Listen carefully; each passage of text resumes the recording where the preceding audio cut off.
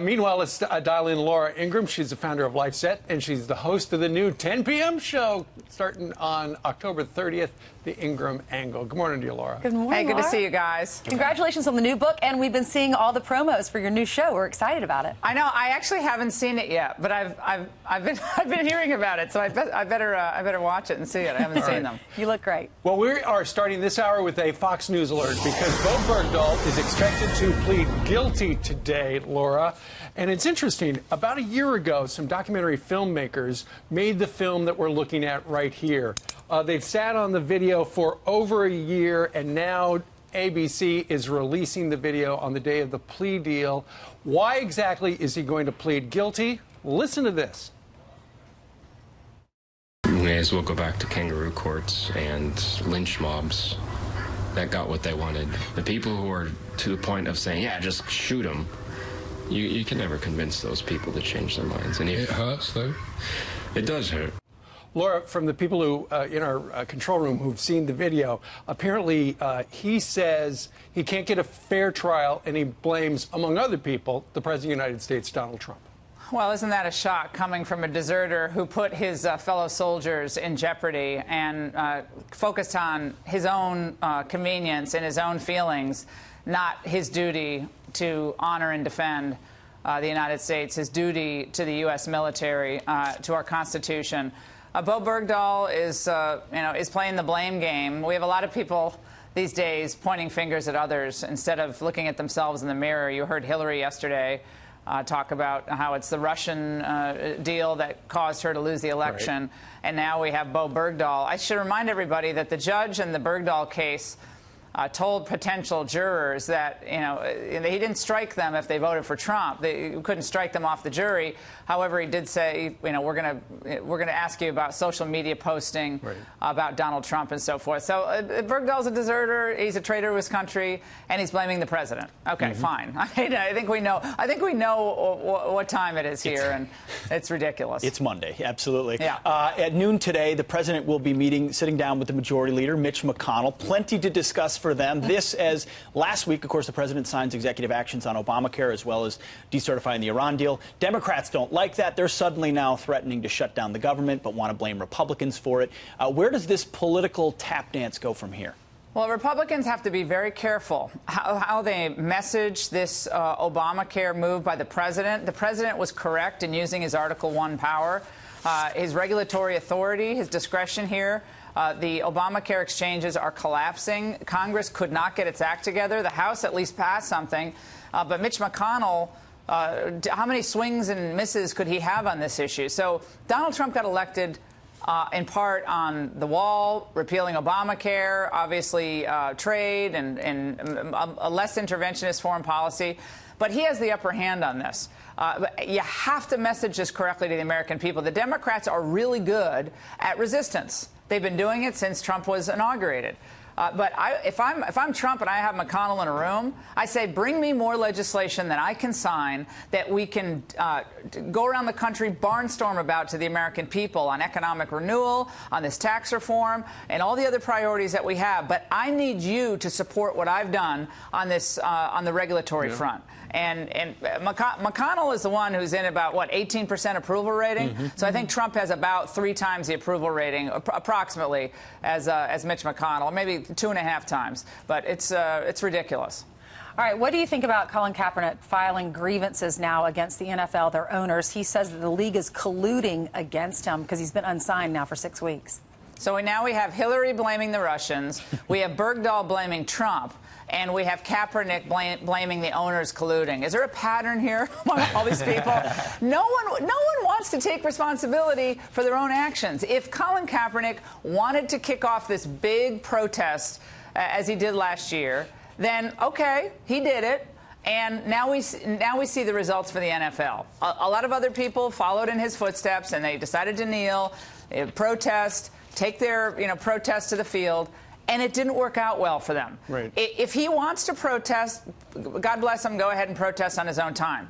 He hasn't been selected, and everyone I know who's a bigger expert on football than I am, he's not one of the top players in the team, on the league, number one, and he's a disruption.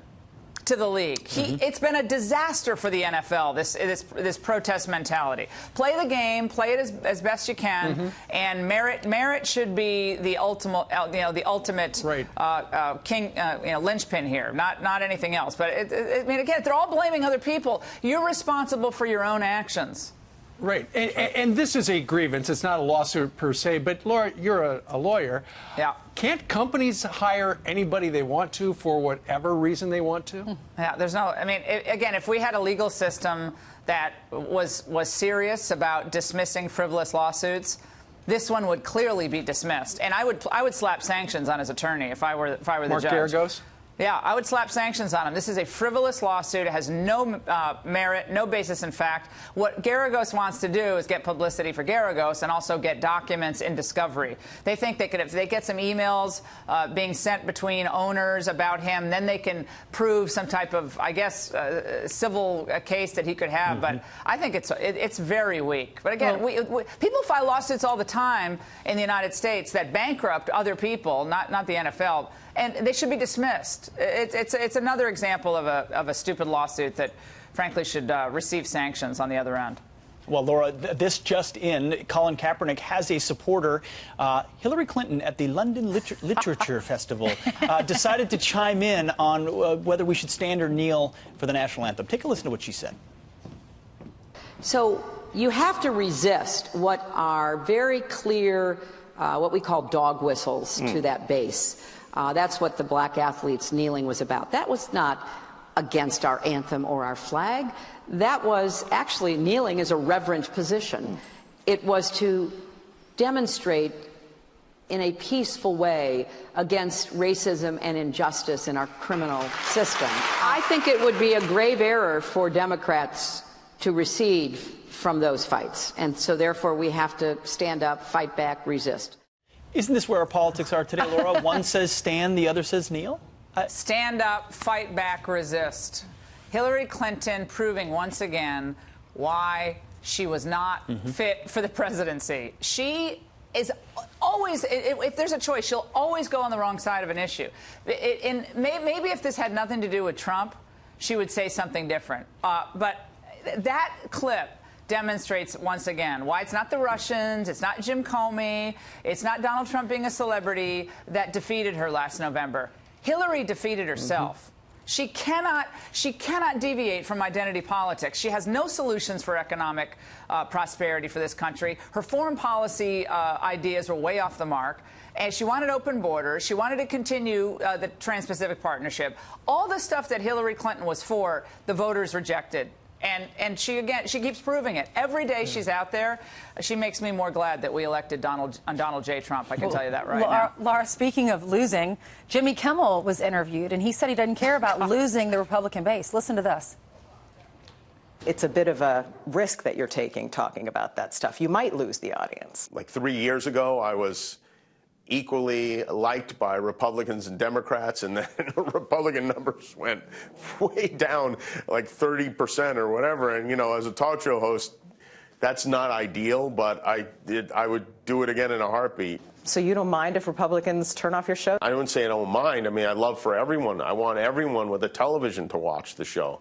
But if they're so turned off by my opinion on health care and gun violence, then I don't know. I probably won't want to have a conversation with them anyway. Good riddance? Well, not good riddance, but riddance. Does not regret getting political. Yeah. Yeah, that was a real probing interview. Look, he, by all accounts, people I know who know him say he's a great guy. And I know a lot of people who are really close friends with his, and they really like him. I think, Jimmy, you're making a huge mistake. Politics and comedy, yeah, they do intersect every now and then. But when people tune in general, at the end of the day, and the late night shows, they want to laugh. They don't want to feel like they're under attack. They don't want to feel like the guy they voted for you think is just a horrible, awful, rotten person. It doesn't work. Ask Oprah how it worked for her after 2008 when she made such a big stand for Obama. She kind of retreated, I think smartly, from injecting politics in her show. So he says he doesn't care, and he said he probably doesn't have anything to say to them anyway, the Trump voters. If I were Kimmel, I'd want to appeal to all people in the audience. If I'm Jimmy Fallon, I'm happy. Come on over here. Now, this is not just theory to you, because you wrote a book about it called "Shut Up and Sing." That it was a great book. Now you got a new book out. It's called "Billionaire at the Barricades." It is about Donald Trump, and you've got Steve Bannon, and you guys are hitting the road, aren't you? Yeah, we're going to be in Scottsdale, Arizona tomorrow at the Hilton. Make sure to go to lauraingraham.com for details. We're going to be with Kelly Ward. And we're going to have a lot of fun. It starts at 5:30. The book signing opens up about 6:37. So everybody show up and support Kelly Ward, and we're going to have fun with Bannon. It's always a good time. All right, we'll be watching. All right. Okay, Laura, thank you very much. Thank you, Thank Laura. you.